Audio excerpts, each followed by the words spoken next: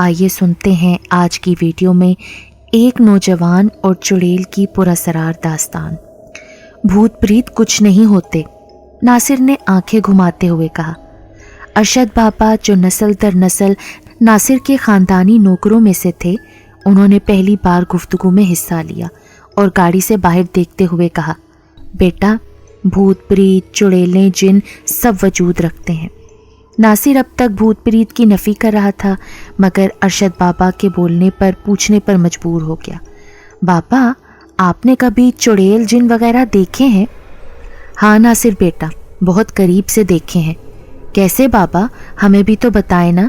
جنید نے ارشد کی باتوں میں دلچسپی لیتے ہوئے کہا۔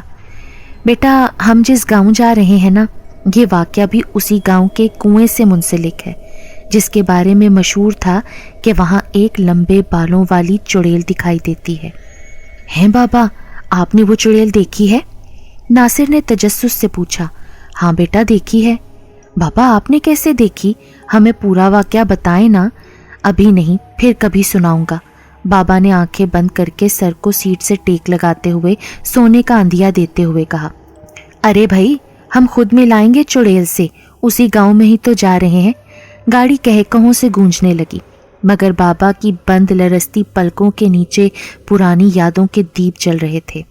چھن چھن چھن پائل کی آواز سردیوں کی سرد رات میں فضا میں مدھر سی آواز پیدا کر رہی تھی۔ ہزار بار کہا ہے پائل پہن کر مت گھوما کرو، ڈر لگتا ہے مجھے، اور تمہارے سنگ یہ رات کو پانی بھرنا زہر لگتا ہے مجھے۔ شام میں اماں کے سنگ آ کے بھر جایا کرو۔ راشد ٹھٹکا تھا۔ لمبے بالوں والی سونیا، جو سب کے منع کرنے کے باوجود دن ہو یا رات لمبے بالوں کو کھلے چھوڑ کر یہاں وہاں چہکتی پھرتی اور پاؤں میں پازیب چھنکتی رہتی، جس کی آواز میلوں دور جاتی اور سب پہچان جاتے سونیا کہیں آس پاس ہے۔ سونیا، راشد نے دھیرے سے سونیا کو آواز دی۔ سونیا نے کنویں سے پانی نکالتے ہوئے جواب دیا۔ جی سونیا، تم میری ایک بات مانو گی؟ جی بولیں سرتاج، ایک کیا، ہزار باتیں مانوں گی آپ کی۔ تم پائل پہننا، بال کھولے رکھنا چھوڑ دو، مجھے خوف آتا ہے۔ وہ ہنسی، اس کی ہنسی نے پرسکون فضا کے سینے کو چیرا۔ ارے ہنسنا بند کرو اور گھر چلو۔ راشد ہمیشہ کی طرح اس کے رویے سے گھبرا کر گھر کی جانب پلٹ گیا۔ چھن چھن چھن کی آواز اس کے کانوں پر لگ رہی تھی اور سونیا کا وجود اس کے اعصاب کو شل کر رہا تھا۔ بابا نے جھٹکے سے آنکھیں کھولیں۔ ناصر نے بابا کو چونک کر اٹھتے دیکھا تو پانی کا گلاس بھر کر بابا کی طرف بڑھا دیا، جس کو وہ ایک سانس میں پی گئے۔ بابا، کوئی برا خواب دیکھا تھا؟ نہیں، برا نہیں، بہت برا بیٹا۔ کیا ہم ہمارے گاؤں کی بجائے کسی اور گاؤں جا سکتے ہیں؟ نہیں بابا، جانا ہے تو آپ کے گاؤں ہی جانا ہے، جنید نے ناصر کے جواب دینے سے پہلے کہہ دیا۔ بابا جی خاموش ہو گئے۔ بابا، آپ کی تو حویلی ہے، اور حویلی کو دیکھ کر لگتا ہے کافی امیر لوگ تھے آپ۔ ناصر نے حویلی کا جائزہ لیتے ہوئے کہا، جو عرصہ دراز سے بند ہونے کے باوجود کافی اعلیٰ ذوق اور خاندانی خدوخال پیش کر رہی تھی۔ ہاں بیٹا، ہم کافی امیر تھے۔ یہ حویلی آپ کے پردادا جہانگیر خان نے میرے پردادا سے خوش ہو کر انہیں دے دی تھی۔ دن بھر گاؤں میں گھومنے پھرنے کے بعد سب رات میں کھانا کھا کر سونے چلے گئے۔ راشد بابا حویلی کے بالائی حصے میں ایک کمرے کی جانب بڑھے۔ سب لوگوں کے رہنے کا اہتمام نچلی منزل میں کیا گیا تھا۔ بالائی منزل ویران تھی۔ راشد بابا حویلی کے کونے کونے سے واقف تھے۔ انہوں نے کمرے کا دروازہ کھولا۔ سامنے ایک بڑی سی تصویر آج بھی دیوار پر لٹک رہی تھی۔ وہ تصویر کی جانب بڑھے۔ سونیا کا جاندار کہکہا کمرے میں گونجا۔ تم نہیں بدل سکتی سونیا، کبھی نہیں۔ راشد بابا زیر لب بڑبڑائے اور واپسی کے لیے پلٹ گئے۔ صبح ناصر اور بابا کھیتوں کی جانب نکل گئے، جبکہ جنید اس وقت سو رہا تھا، اور جب اٹھا تو ایک عارضی ملازم جو وہ شہر سے اپنے ساتھ لائے تھے اس کو ناشتہ بنانے کا کہہ کر خود حویلی میں گھومنے لگا۔ گھومتے گھومتے بالائی منزل پر جا پہنچا اور ایک کمرے کا دروازہ کھولا جہاں سامنے دیوار پر موجود لڑکی کی تصویر نے اسے اپنے سحر میں قید کر لیا۔ یہ وہی لڑکی تھی جسے وہ خواب میں دیکھتا تھا۔ کمرے میں نسوانی ہنسی کی آواز گونجی۔ یہ وہی ہنسی تھی جسے وہ خواب میں سنتا رہتا تھا۔ میں نے کہا تھا نا، ہم جلد ملیں گے شہری بابو۔ ہنسی کی آواز میں شدت آتی جا رہی تھی اور جنید کو اپنے سر کے ساتھ پورا کمرہ گھومتا ہوا محسوس ہو رہا تھا۔ صاحب جی، آپ کا ناشتہ ٹھنڈا ہو رہا ہے۔ نوکر کی آواز پر جنید نے خود کو قابو کیا۔ ناشتے کی میز پر جنید اس لڑکی کے بارے میں سوچ رہا تھا۔ وہ لمبے کھلے بالوں والی خوبصورت لڑکی، وہ جاندار کہکہا، وہ خواب سے نکل کر حقیقت بن گیا تھا۔ وہ خوبصورت لڑکی جس سے لاشعوری طور پر وہ بے پناہ محبت میں مبتلا تھا، وہ لڑکی جس کا کوئی وجود ہی نہیں تھا، اس کی تصویر اس حویلی میں کیا کر رہی ہے، اور جاندار کہے کی آواز کہاں سے آئی؟ بابا اور ناصر آ چکے تھے اور دونوں نے اسے رات میں گاؤں کے چودھری کی طرف سے دی گئی دعوت کا پیغام دیا۔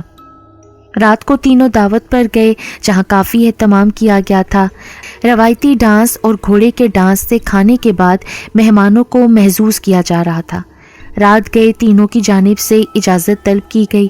چودھری صاحب کی جانب سے تحائف دے کر رخصت کیا گیا۔ صبح ہم پاس دریا پر جائیں گے، ناصر نے صبح کے منصوبے سے آگاہ کیا۔ میں نہیں جاؤں گا، میری طبیعت ٹھیک نہیں، جنید نے بہانہ کیا۔ وہ حویلی میں اس لڑکی کی کھوج لگانا چاہتا تھا جو اکیلے رہ کر ہی ممکن تھی۔ کیا ہوا تمہیں؟ ناصر نے تشویش سے پوچھا۔ میں تھکا ہوا ہوں، ایک دن آرام کروں گا، سیٹ ہو جاؤں گا، جنید نے کہا۔ ٹھیک ہے، تم آرام کرو، میں اور بابا کل دریا پر جانے کی بجائے ابو کی گاؤں والی فیکٹری کے کچھ کام دیکھ کر آئیں گے، پھر پرسوں دریا پر جائیں گے۔ جنید نے پرسوں دریا پر جانے کی حامی بھر لی، مگر بابا جی کو کچھ کھٹکا تھا، مگر وہ تعین نہ کر سکے کہ کون سی بات کھٹکی ہے۔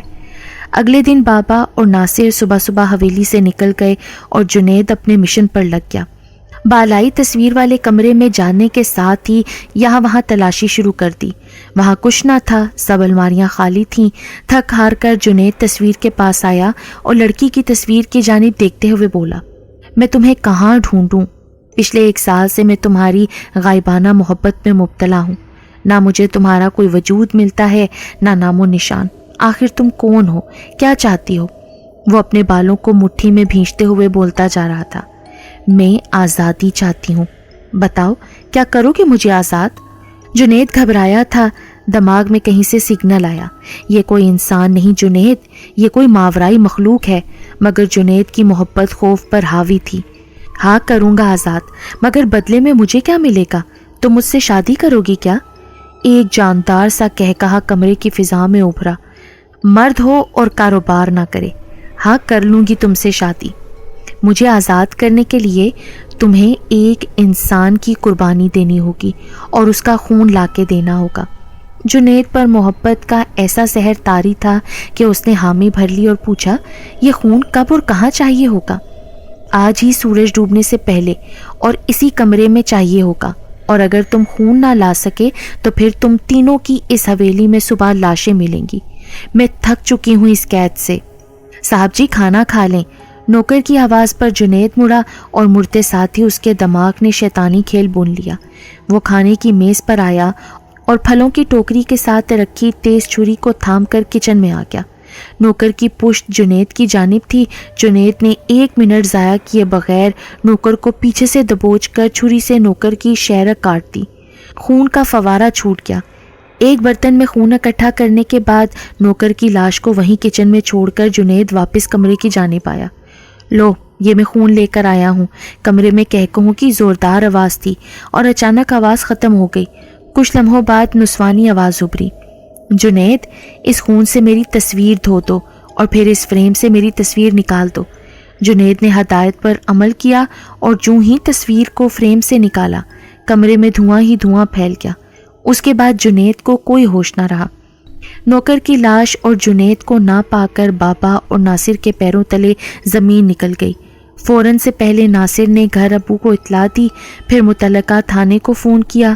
پولیس آئی، جائے حادثہ کا معائنہ کیا۔ نوکر کے جسم پر کوئی نشان نہیں تھا جس سے موت کی وجوہات کا علم ہو سکے، لیکن لاش کے پاس خون ہی خون تھا، اور جنید کا غائب ہونا اس وہم کو ہوا دے رہا تھا کہ یہ خون ہو نہ ہو جنید کا ہے، اور اگر خون جنید کا ہے تو جنید کی لاش کہاں ہے؟ پولیس کے لیے یہ معمہ کافی سنسنی خیز تھا۔ بابا جی اور ناصر کافی پریشان تھے۔ رات کے کسی پہر آرام کی غرض سے اپنے اپنے کمروں میں گئے تو بستر پر لیٹے بابا جی تمام صورتحال کو سوچنے لگے اور سوچ کے تانے بالائی کمرے کی تصویر پر جا ٹوٹے۔ بابا جی نے بالائی کمرے کی جانب قدم بڑھا دیے۔ کمرے میں ہر طرف دھواں تھا جیسے کسی نے آگ جلائی ہو، اور اس دھوئیں میں بابا جی کسی انسانی وجود سے ٹکرائے۔ انہوں نے ناصر کو آواز دی جو پریشانی کی وجہ سے اب تک جاگ رہا تھا۔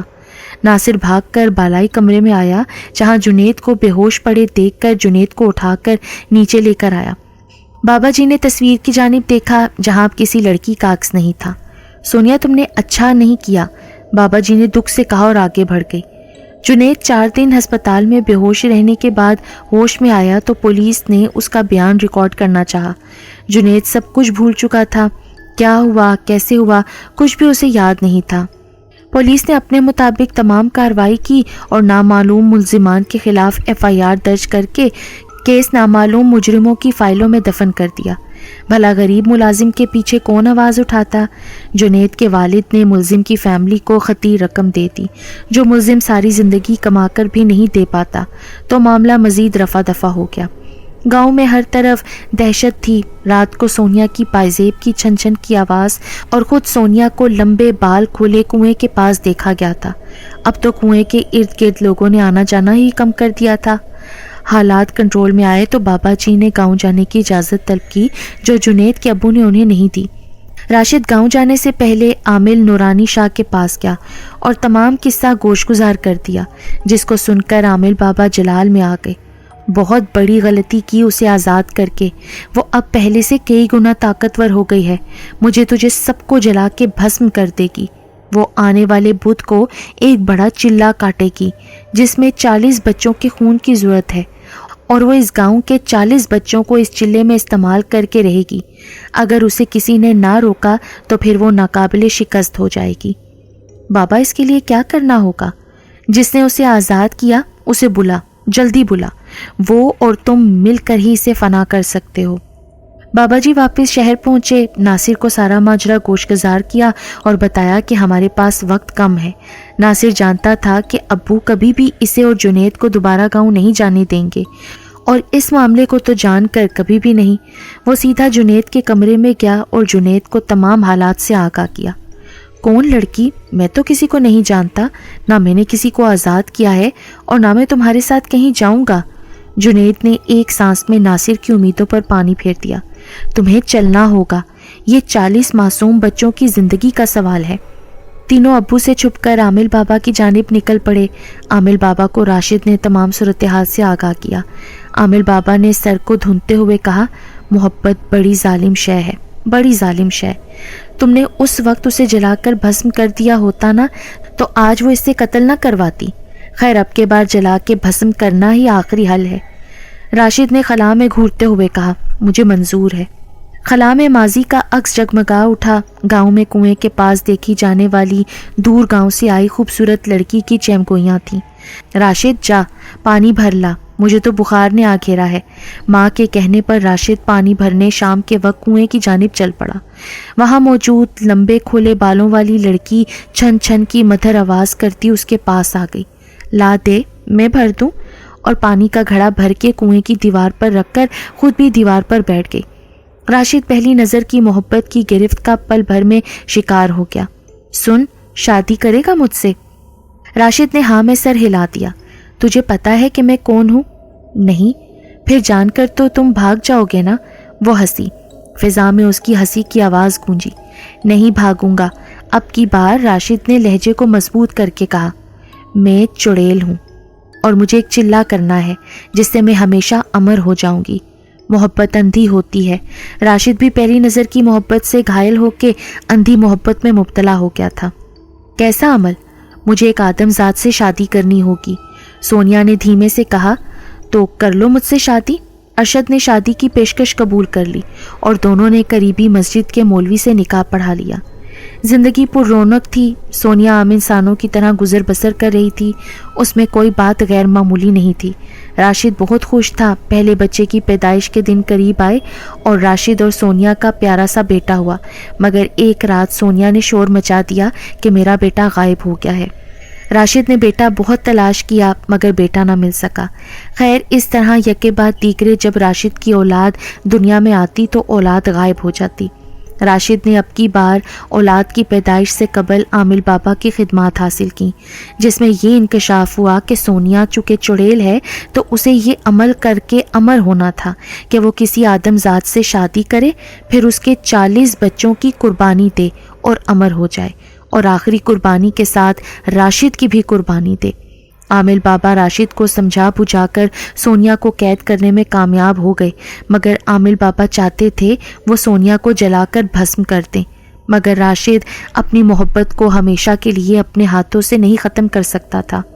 راشد ماضی سے پلٹا تو عامل بابا نے ایک تھیلی اس کی طرف بڑھا دی اور کہا، یہ راکھ تم نے سونیا کے وجود پر پھینک دینی ہے، اور جنید جب وہ جل کر بھسم ہو جائے تو اس کی راکھ تم نے اپنے ہاتھوں سے اس بوتل میں ڈال کر کنویں میں پھینک دینی ہے۔ ایک بوتل جنید کی جانب بڑھاتے ہوئے عامل بابا بولے۔ تینوں گاؤں پہنچے۔ راشد اور جنید کنویں کی جانب چل پڑے۔ جنید کو کچھ دوری پر روک کے راشد آگے بڑھا، کنویں کی دیوار پر بیٹھ گیا۔ سامنے جھاڑیوں سے سونیا چھن چھن کرتی نمودار ہوئی اور راشد کے پاس بیٹھ گئی۔ محبت تو تم اب بھی مجھ سے کرتے ہو، مگر مجھے تم نے بہت تکلیف پہنچائی ہے۔ تم نے مجھے دھوکہ دیا، میری اولاد کو قربان کرتی رہی۔ راشد نے دکھ سے سونیا کی طرف دیکھتے ہوئے کہا، راشد، میں امر ہونا چاہتی ہوں، ہمیشہ زندہ رہنا چاہتی ہوں، اس لیے میں بڑی سے بڑی قربانی دے سکتی ہوں۔ تم مجھ سے محبت نہیں کرتی تھی نا؟ راشد نے کرب سے آنکھیں میچتے ہوئے پوچھا۔ میں تم سے محبت نہیں کرتی تھی، میں بس اپنی منزل حاصل کرنا چاہتی تھی، مگر راشد مجھے تم سے محبت ہو گئی ہے، مگر تم نے مجھے قید کر کے اس محبت کا گلا گھونٹ دیا۔ تم نے مجھے دھوکہ دیا تھا سونیا، تم میری اولاد کی محافظ تھی اور تم ہی نے ان کو قتل کر دیا۔ وہ اٹھی، دھیرے سے چلتی ہوئی راشد سے دور ہو گئی۔ راشد نے اسے جاتے دیکھا تو عامل بابا کی دی ہوئی تھیلی سے صفوف نکال کر مٹھی بھر لی۔ وہ پلٹی، آنکھوں میں آنسو لیے اور کہنے لگی، راشد، میں تم سے بہت محبت کرتی تھی، میں نے تمہاری ایک اولاد کو قربان نہیں کیا ہے، اسے میں نے تمہارے لیے چھوڑ دیا، تم یہیں ٹھہرو، میں اسے لے کر آتی ہوں۔ راشد خوش تھا مگر اداس بھی۔ ایک پیاری سی لڑکی جس کی عمر لگ بھگ 17 سال تھی اب کے بار سونیا کے ساتھ نمودار ہوئی، جو ہو بہو سونیا جیسی تھی۔ یہ تمہاری امانت ہے راشد، تمہارے حوالے کرتی ہوں، دیکھ لو، میں نے تمہیں تمہاری اولاد، تمہاری بیٹی دے دی، اب تم جاؤ اور مجھ سے ملنے کبھی مت آنا۔ یہ کہتی سونیا آگے بڑھی۔ راشد نے سونیا کا ہاتھ تھام لیا۔ سونیا مڑی، راشد کی آنکھوں میں آنسو تھے اور راشد نے اپنی مٹھی میں موجود صفوف سونیا پر پھینک دیا۔ سونیا آگ میں جلنے لگی۔ وہ چیخ رہی تھی اور کہہ رہی تھی، تم نے مجھے دھوکہ دیا، اور راشد نے صرف اتنا کہا اور زمین بوس ہو گیا کہ میں تم سے بہت محبت کرتا ہوں سونیا۔ سونیا جل کر بھسم ہو گئی تو جنید نے اس کی راکھ بوتل میں بھری۔ ناصر آ چکا تھا۔ راشد بابا اس دنیا میں نہیں رہے تھے۔ ان کی بیٹی کو ناصر اور جنید ان کے سوئم کے بعد گھر لے آئے تھے۔ جنید نے سونیا کی بیٹی سے شادی کر لی، مگر کون جانتا تھا کہ سونیا کی بیٹی انسان ہے یا چڑیل، یا سونیا کی یہ کوئی چال تھی جس کا راز بعد میں فاش ہو، اور ممکن ہے راشد اور سونیا کی کہانی دوبارہ دہرائی جائے۔